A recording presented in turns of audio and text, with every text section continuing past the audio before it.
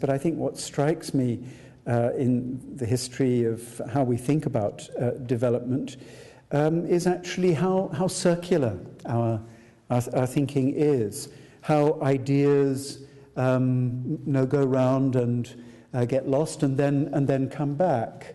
Perhaps the name changes. I mean, in the 1950s, there was a lot about community development, and that sort of comes back in the guise of participation 30 years later.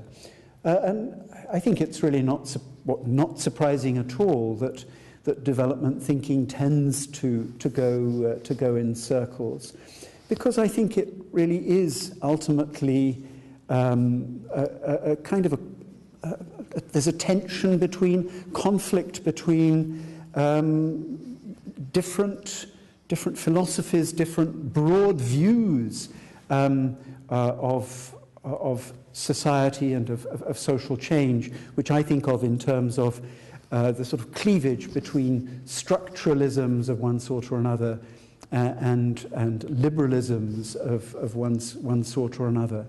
And the history of development thinking is in many ways the ongoing story of the tensions between these very different ways of thinking about the world, thinking about society, and thinking about development.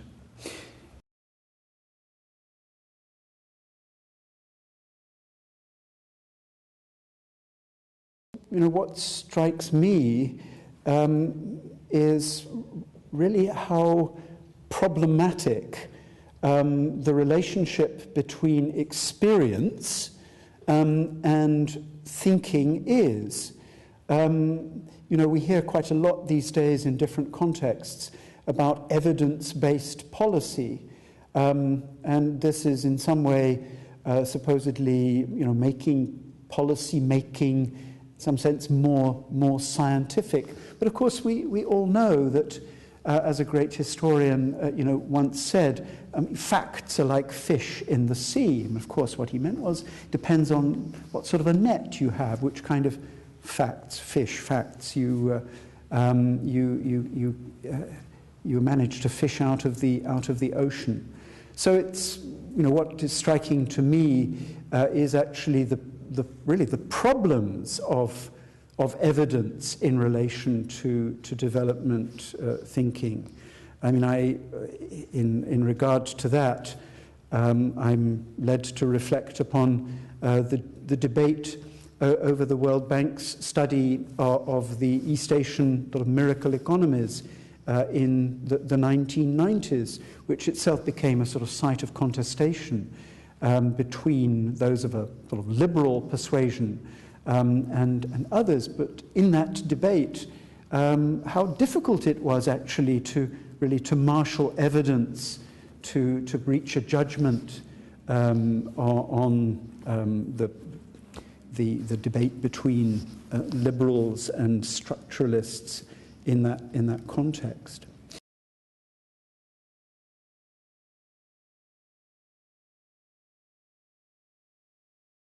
That I hope that development practitioners are going to renew, and I think it is a case of the need for renewal.